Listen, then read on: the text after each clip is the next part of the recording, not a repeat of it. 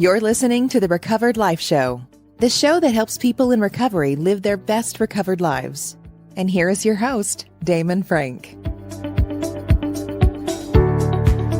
And welcome back to the Recovered Life Show. We're talking about rebuilding trust in relationships. I'm pleased to introduce my guest, Carole Cullen, to the show. Carole is a therapist at My Therapist. How you doing, Carole? I'm doing great. Thank you for having me today. I'm so great to have you on the show. It's your first time on the show, and interesting topic we have, trust. Mm-hmm. You know, so many times when people come into recovery, or even if they've been sober for a long time, Carole, you know, the issue is always trust. There's always a trust issue, right? Right. Maybe they have a trust that they've broken. They said, I'm not going to drink anymore. And they kept drinking, right? With a family, a loved one, a romantic partner. So I'm so glad to have you on the show to really dive into this about what is the process of rebuilding the trust? Do you want to just jump in real quick and, tell us a little bit about yourself and this whole idea of trust and why that's important, and that, how we go about starting to kind of rebuild that in the recovery process. Yeah, absolutely. So let me just tell you a little bit about me first. I'm a licensed marriage and family therapist. I've been practicing for over 20 years, and my specialty and my passion and my love is working with couples, all kinds of couples, but especially working with couples that have just gone through some sort of crisis, betrayal, the ones that are, really, really struggling on the brink. Those are the couples that I most love to work with. Those are where I really excel, and I feel like I could do my best work. And I consider that like saving a family. We're saving not just a life, but we're saving an entire family, maybe an entire generation of that family, by repairing and healing that relationship. And there's not many relationships that I can see that are not repairable with the right amount of work. So I put everything I have into working with these couples and teach them how to rebuild trust, recover from betrayal, get on the right path to healing, and, creating the kind of relationship that lasts a lifetime. So I'm really excited about that. And I'm excited to be here to talk with you today about trust, because without that foundation, right? It is a foundation. It is the glue that keeps relationships together. It is the foundation that relationships are built on. So without that, really relationships start to wither away, and they're open to all kinds of things, betrayals, exits, I call them, different ways to exit the relationship, to be emotionally disengaged. It just can deteriorate the relationship over time in many different ways if we don't make sure that at the beginning we are working at trust, and always every day baby steps towards trust, not just big trust, but little trust also. So I know there's people, I'm so glad to have you on the show, because your expertise in this and being able to really dive into this, there's a whole thing called the amends process in recovery. And anyone who I've ever worked with in recovery, or myself, you go through this amends thing. And a lot of it is about the first step of rebuilding relationships and making sure your side of the street is clean. And, people who are listening to this are in recovery for the most part. So they're listening to this and they're saying, yep, I'm familiar with that. But they're saying, Carole, you don't understand. You said that everything is repairable. Not my situation. Not my, there's no way. Like, and and I've seen this, that people have come in to recovery and they feel that they have just blown it with people. And there is no way they're ever going to be able to rebuild trust with anyone. Forget about those people, with anyone in their life. But that's not the case, right? It is not the This case. is something that you can do. It is. And it's funny, as you're talking, I'm giggling a little, because I wrote like a free PDF downloadable, kind of guide on my website. You can download it, and it's called How to Stop Being Stupid, right? And to me, like, that's one of the things, like, let's not be stupid here. We can fix this. Couples can repair relationships with each other, but also within their families, with their children, with their parents, with their friends. There's simple steps to work towards rebuilding trust. Now, I am not saying that every relationship is repairable. Certainly, there are toxic relationships that can be damaging to both partners, and you have to look at that, and you have to evaluate each relationship individually. But most relationships where there's genuine effort and there is a desire to change on both parties, it can happen and we can work towards that. It's not an easy process. It's a long process. It takes time, dedication, a lot of work, a lot of self-work, but it can be done if you have the dedication to do it. And you have a guide. I think having a guide is super important, whether that's a peer mentor, a therapist, a close friend, supportive family. You know, you need someone there to encourage you, to build you up, to trust you, and to support you. I think that's super important in order to make it happen. You can't do it in a bubble. I believe that. You know, one of the reasons I wanted to do this episode, I was excited to have you on, is because, you know, I think if you have a lot of relationships in your life that are incomplete, and that might just be a broken trust, right? Mm-hmm. I think over time, even if you're able to stay sober for a year or 2 or 5 years or 10 years, Mm-hmm. over time, that not being complete in some way, if you know what I mean by that, like complete, like really an understanding that Right. that leads to relapse, because it really, I think incomplete relationships with people, and I'm not just talking about romantic relationships, I'm talking friendships, Yeah. parents, all that kind of stuff, siblings. See a lot with siblings, you know, Yeah. in recovery. Having this incompleteness is a killer Mm-hmm. in recovery. It's over the years I've realized how important relationships are. I didn't, you know, I'm a bit of a lone wolf, you Yeah, know, Carol, I get like, that. I and totally get that. yeah, and I, one of the hardest things that I had to do, you know, probably about 20 years into my recovery, is to say, you know, I think I need people. I think I need a recovery Oh my community. I think I gosh. need to have Right. people, like, and you know, It's and I like, look at darn it it. like a, yes, I and was I doing look, it's so good on my crazy. own. I look at it like a character defect. And I was like, why am I looking at this like a character? Like, this is ridiculous. Can we dive into this relationship thing? Because I think Yeah. people don't understand the value of it. They say, yeah, well, I broke these relationships off or whatever, Mm-hmm. but they don't understand the importance of relationships in Mm-hmm. their life, and their and what it's and the value it is for them to stay Mm-hmm. sober long term, to help them stay Yeah. sober. Yeah, when I think about that, what you're explaining here, like they're the lone wolves in the world, right? And I'm kind of a lone wolf myself, but being a therapist, I'm kind of forced into relationships, and I value and I can appreciate relationships. But for me, it's a lot of hard work. Maintaining relationships is hard work for folks that are kind of lone wolves, right? Like, yeah, I'm good kind of over here watching. I don't necessarily have to be in that relationship. And what I've come to learn is that that's all about vulnerability, safety, you know, being brave, being open to being hurt, possibly, right? And so it's really, really safe to be the lone wolf over here and not engage in relationships, because no one can hurt me if I'm over here all by myself. I take care of myself. I don't have to rely on anyone. My feelings are protected, and I'm not really vulnerable to anybody else, their feelings, my own feelings. That kind of all of it goes away. I can contain and regulate myself, right? Does that connect with you? 100%. You know, Right? vulnerability. Okay, so this is, now we're getting Yeah, into the now we're going therapy into it. part Yeah. of it, right?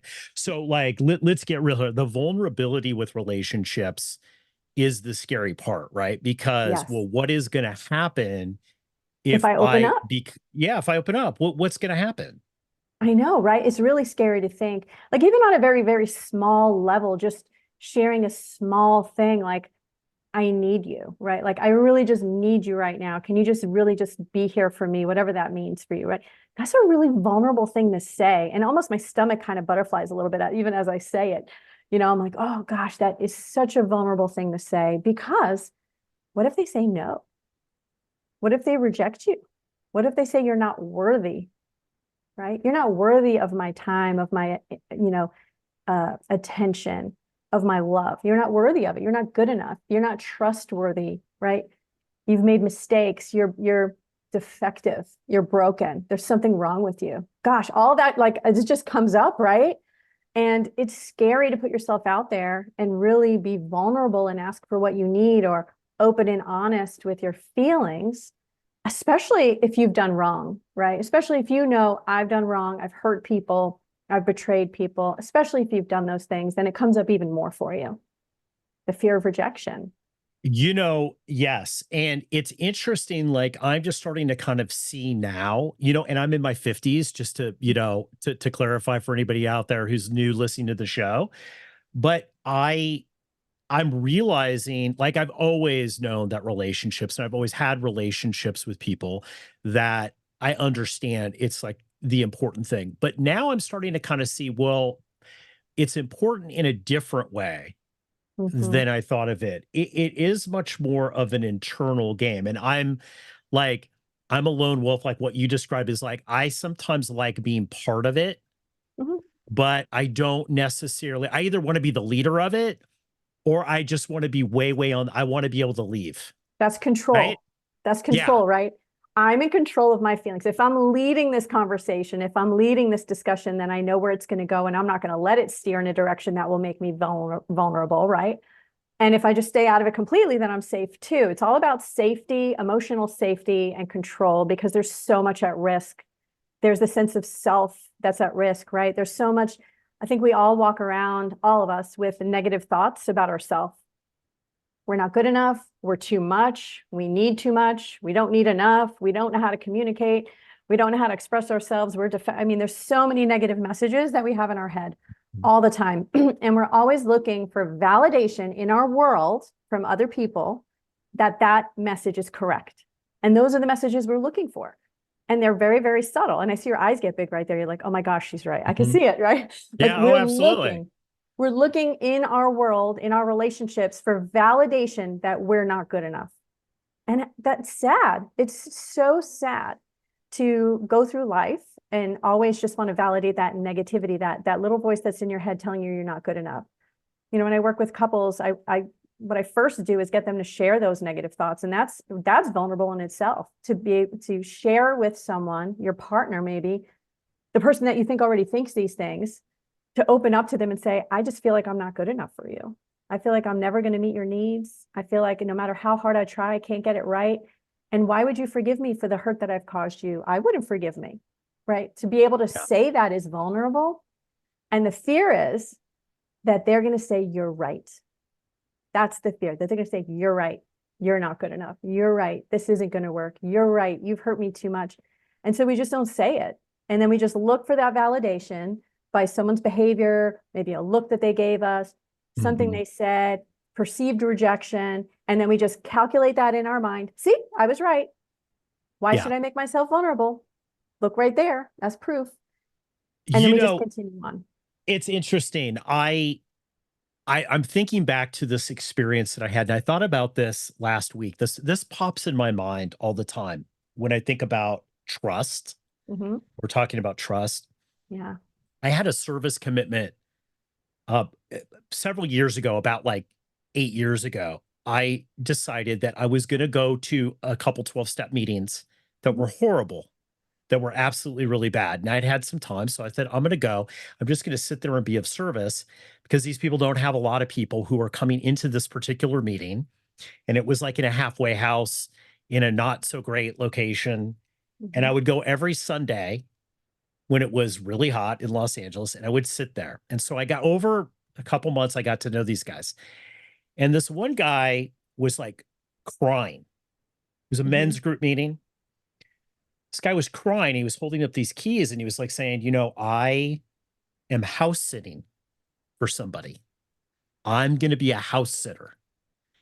And, Carol, I have to say, like, Yeah. I'm a little jaded sometimes. I'm saying to myself, it's like, okay, like, not that big of a deal, right?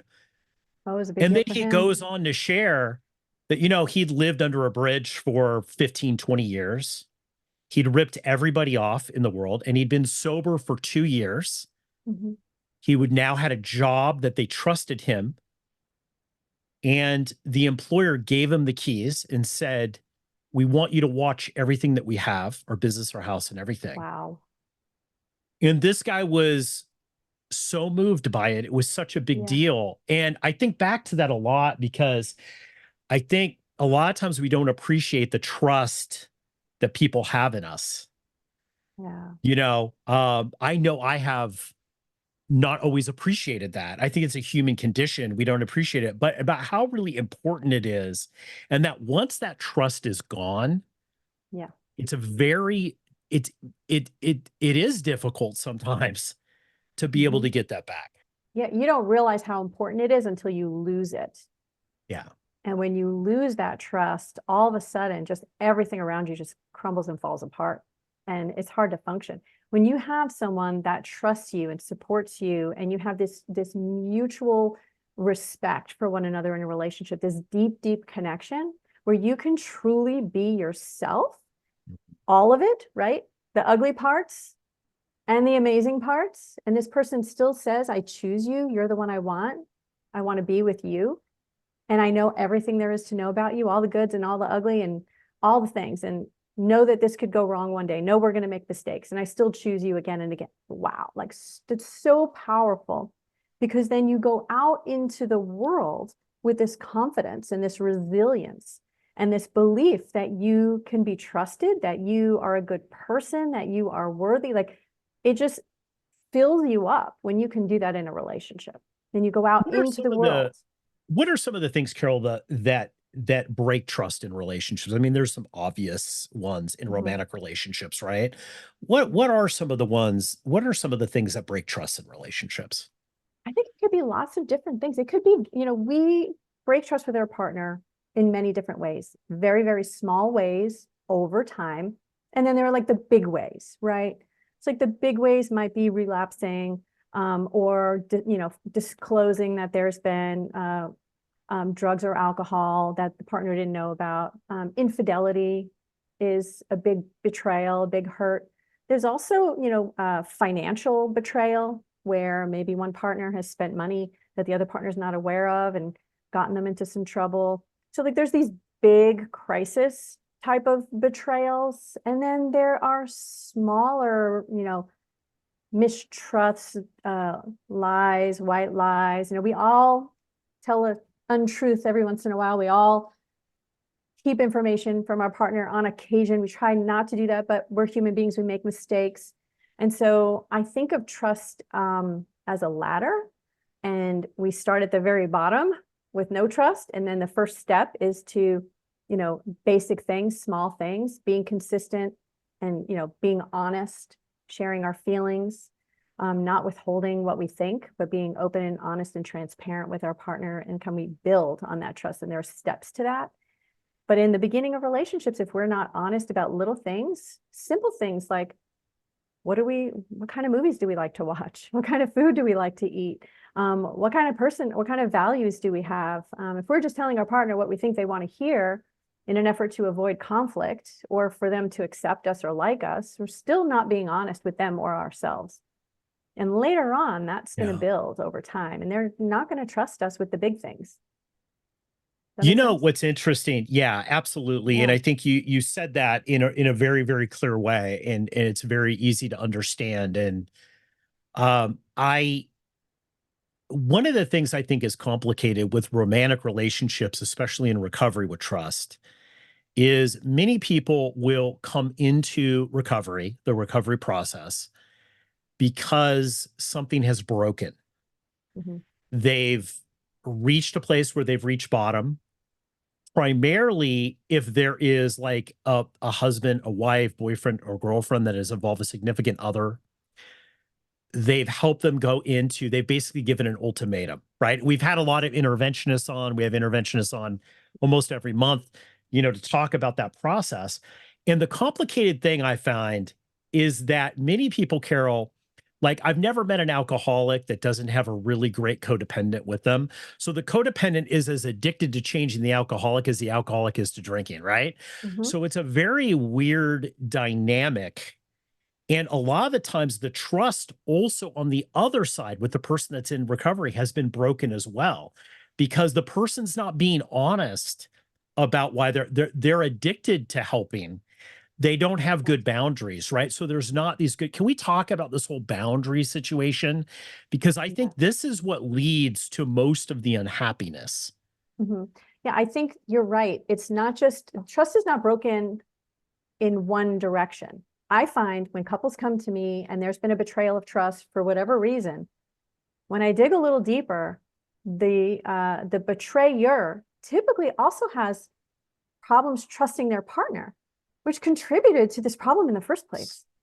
So we Yes. dig really deep. So when couples come in, we hear their stories, we understand their pain that they're currently going through, but we dig really, really deep. We go back to childhood wounds, patterns, interactions with primary caregivers to understand where these patterns originated and then developed over time. And usually they include poor boundaries, right? They learn how to have poor boundaries in their early relationships with their primary caregivers, maybe with siblings, maybe with some, early friendships, and they learn how to have poor boundaries through these dysfunctional relationships with these primary people in their lives.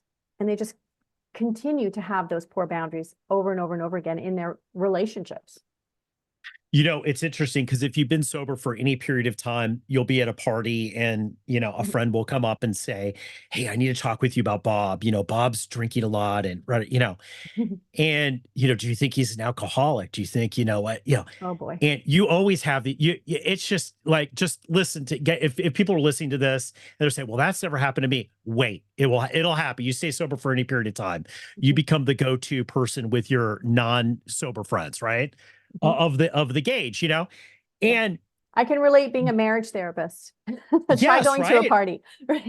Right. Yeah, of course. And they're like, they'll always ask you a question. And one of the questions after they ask, "Hey, do you think this person's an alcoholic?"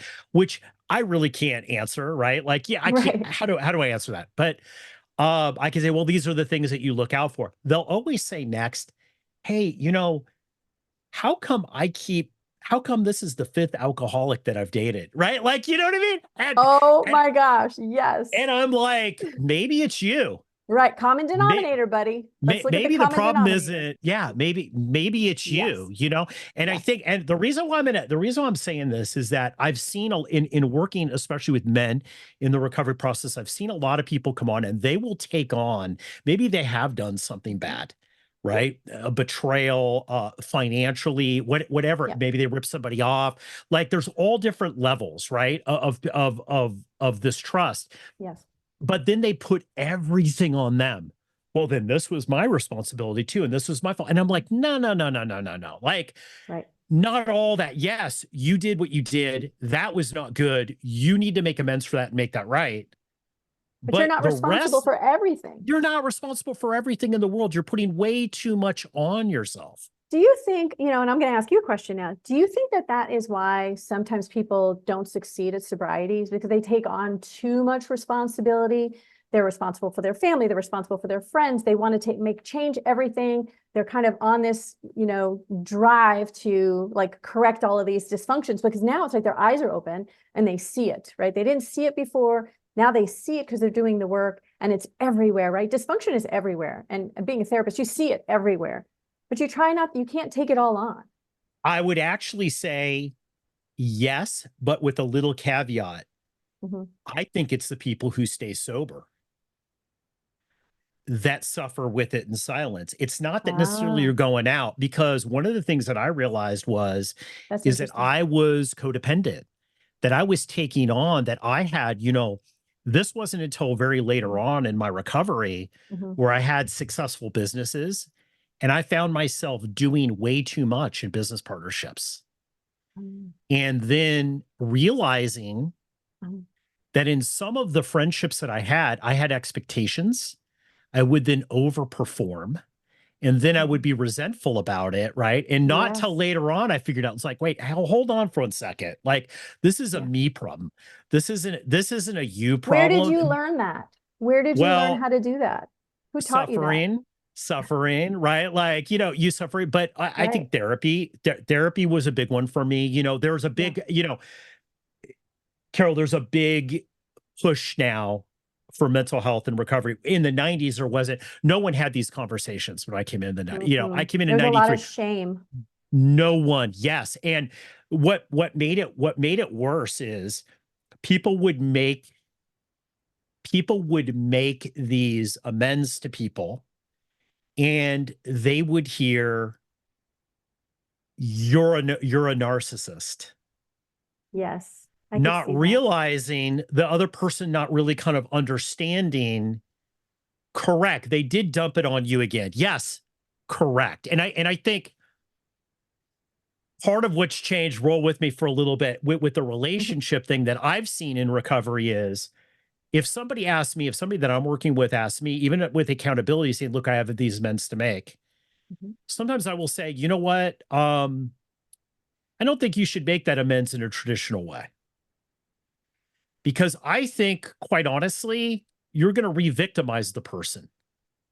And the amends you need to make to this Mhm. person is not to act like that again. Yeah, I You love need that. not to be like that again. Okay. Like, so if you really are serious, I don't care about your repairing. The repairing for you, yeah, I'm not, and I've told The people, it's like, repairing doesn't trump the hurt, right? That you could cause correct. And we by hear these re-traumatizing TikTok someone. stories all the time. Like, people come in, it's like, I'm 10 years sober now. And I went into my employer and told them that I had cheated them and they gave me $100,000, patted me on the back that I'm trying. It doesn't always work like that, right? Like, you Wow. know what I mean? Yeah. It's not always a TikTok story. People Mm. sometimes people they are not able to receive Mhm. any kind of repair. Okay. Forgiveness and repair is a two-person process. Right. Right. Can you talk about that a little bit? Because I Absolutely. think so many people put this on themselves. They go above and beyond, which they should. I believe it's like, hey, if you wrong somebody, you need to make that right as much as you can make it right. But Mhm, there's a limit, right? Like mhm. it is a Yep. two-person process. Yeah, I think, it is a two-person process because you can't get forgiveness by yourself. I mean, you can self-forgive, but you can't forgive in a relationship, whatever relationship, on your own. It's a two-person process. And the other person has to be willing to walk through that process with you to start with. And then once they agree to that, there has to be, accountability, atonement, obviously, all those things, a genuine apology, an understanding for the damage that you've caused, and then a promise to never do it again, right? A promise to never make that same mistake again, if possible. We're human, it happens, but to not intentionally do that. Now, what you're talking about here is like, if my making amends trumps somehow, right, your feelings, then that's not going to work, right? Because the priority in healing is to care for the other person. You're caring for them, you're caring for their heart, you're caring for their feelings, and you're helping them heal. And if what you're doing, which seems really important to you, and I'm sure it is, to make those amends, the way that you're doing it is reopening that wound and kind of re-examining it, and that's hurtful to the other person, then you're not really making amends. What you're doing is a selfish act of trying to heal yourself. Yes. And I think, selfishly, it is about healing yourself to a certain degree Mm-hmm. in recovery because and I get what you're saying, but I think what a lot of people too that don't have a drug and alcohol problem that haven't recovered from that and are living in recovery Mm-hmm. don't understand that our inability as people in recovery to let go Mm-hmm. of Okay. things Yeah. and to be able to, yeah, look, if you've wronged somebody, it's not good enough just to let go. In my opinion, it's not good enough. You have to make, like, they say this a lot. You can get a horse thief sober, but they're still a horse thief, right? Mm-hmm. So it's not good enough To just let to it go. just I get, like, agree. you have to not do that again. Like you have to Yeah. that has to become a practice of your character, of who you are, right? Right. Right. I don't And, think and letting I it go is the answer. There's got to be a way. But if the way you correct. want to is creating more harm, then your intention is, and you're doing it anyway, knowing that that's for you, that's not for them. But I Right. see this a lot. I've had people in 12-step groups that kill themselves because they were never able to repair relationships, Yeah. even to It's write a letter to the person who's passed to be able to say, hey, I'm sorry I wronged you, right? Like, I'm sorry that I did that, right? Whether it was betrayal or whatever Mhm. it was, right? They Yeah. were unable to say, and they were unable to let go. So they were always living in the past. And we always said, look, if you're living in the present, and if you're living in the past, if you're living in the future in the past, you're not living in the present. And all of recovery is in the present. All relapses or you're either future tensing or past tensing. You're not here and now. Here and now is where it all happens, right? That's right. So it's this whole idea of just being able to let that go, right? Incorporate this new thing into your character. Of course, not have it happen again. We are human; things do Right. happen, Right. but not have it happen again, right? And move forward in your life, being the kind of person that doesn't do things like Yes. that. Exactly. So if you can't make amends with the other person for maybe they're not willing, they're not wanting that, it's too painful for them, and you're considering them and saying this would be too painful for them to do it in this way. I need to take this that I'm carrying and I need to find another way to heal myself and to create forgiveness for myself and move forward with that, whatever that looks like. And whether it's writing a letter to that person that you never send, you just tuck it away, or incorporating a new behavior or routine or ritual that you incorporate that is healing for you, that relates to the hurt that you've made, right? Like maybe you've hurt people by taking their money, or maybe you've hurt people with your drinking, right? So maybe finding a new way to support others or create a foundation or mentor someone. You take that energy and you use it to heal in a different way, rather than saying, well, I want to do it this way and I don't care if it hurts that other person, right? And I don't think a lot of people do that, but I think being considerate of that it's a two-person process. Both have to be willing, and it has to be mutually beneficial, because if one person is going to get a raw deal on that, then that's not really healing. Does that make sense? Yes. Oh, absolutely. I mean, I'd love for you to talk about, in conclusion here, I know that there's people, Carol, that are listening to this, and they say, "Babe, like we started this. It's like you don't understand. Like, Yeah. I've never really had great relationships. Don't have great family relationships, romantic relationships, friendships. I'm just not that kind of person, right? And I just really, is it even really possible for me to do this, right? Because I think that's where a lot of people are at. They just look at it like, and maybe it's a self-worth issue. They just don't think it's possible for them, right? I'd love you to talk on that in conclusion, kind of about if somebody's listening to this and they're just like, man, I just don't even know if I should try because it just doesn't work out for me ever. Yeah. So I think for folks that are really struggling with wondering if this could even be a reality for them, right? Maybe they've burnt too many relationships to the ground and they're really wondering, is this even possible? I think baby steps is the way to go. And the first step is to work on your own healing, right? To do some therapy, do some mentoring, do some, self-exploration to understand yourself better and to have a good understanding of how you got here today.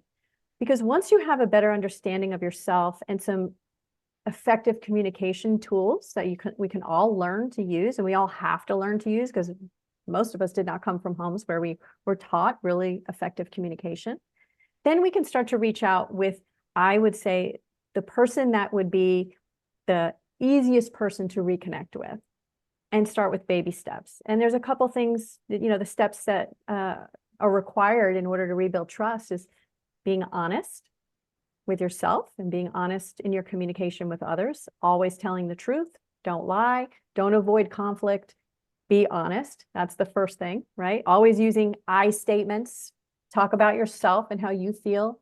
Try to help people to understand what's going on for you. And that's a first step. So you're showing them that you've really grown in these areas and you're trying to work on your communication and your understanding of yourself. And that would be a first step. It's one of the things that I've seen in recovery is it's been a blessing actually, and not a curse. I at first I got sober in my late 20s, mid to late 20s, and I was like, this is the worst thing that's ever happened to me. Now I look at it as one of the best things. Not alcoholism, but the being able to recover and stay sober has been one of the best. I would never have been the person that I am now if it wasn't for this. And the interesting thing that you said about the whole possibility of it all, a couple of years ago, I wrote down a list of some people that for a family situation to go to in case of an emergency situation that I had to write down that were just local to me. They were non-family members. And I noticed something that two of the people on the list, Carol, one was a multiple ex-con And the other one had a past that would be at the most considered very dodgy. They now are all in long-term recovery. Mm-hmm. And I noticed at second glance, because somebody asked me, well, who are these people? And when I thought about it, I said, these people are their word. Out of everyone I know, because they had had a transformation in their life, and they had lived in that transformation, in this case, one of the people 20 years, 25 years, right? I've seen what this person's done. And it's interesting. I realized, I said, you know what, man, I would not have opened the door to this person 20 years ago. I would have been honestly afraid of that person 20 years ago, that they were going to rob me. I would trust everything I have with that person now. And it made me realize that like people can change, that change is absolutely possible, that it's not all or nothing. That's right. Have a growth mindset. It's not all or nothing. A growth mindset is what you're talking about, as opposed to a fixed mindset, right? Fixed mindset is people don't change. Growth mindset is there's possibilities. People can change, people can grow, people can learn. And having a growth mindset with people that you're in a relationship with is super important. And giving people the opportunity to show you and prove to you that they can be trusted and that the relationship can be safe is so important. And that's a first step. Like you said, honesty and self-reflection, a deep understanding of yourself, and being able to communicate that, what you've learned about yourself, to others, so that they can see, wow, there's some transformation here. This is intriguing. I want to learn more, and maybe I'll take the first step with you. So important. Carol Cullen, thank you so much for coming on the show today. This has been enlightening. We're going to have you back and talk more about relationships down the road here. Thank you so much for coming on today. This has been such a great episode. This has been a lot of fun. Sometimes addiction recovery can be a lonely battle, but you don't have to fight it alone. At Recovered Life, we're dedicated to helping you live your best recovered life. And that's why we're inviting you to subscribe to our free weekly newsletter. Every week, we carefully curate exclusive content from leading minds in addiction recovery, mental health, and all things important to the recovery lifestyle. Stay in the know with the latest news about addiction and get exclusive invitations to special recovery-focused events and explore insights tailored to support recovery from alcoholism, drug addiction, codependency, disordered eating, dysfunctional family dynamics, gambling, and so much more. With our newsletter, each week becomes an opportunity for growth, healing, and taking a step closer to the life you deserve. Take your first step towards a brighter future today. Go to recoveredlife.us and subscribe for free. Sign up now at recoveredlife.us.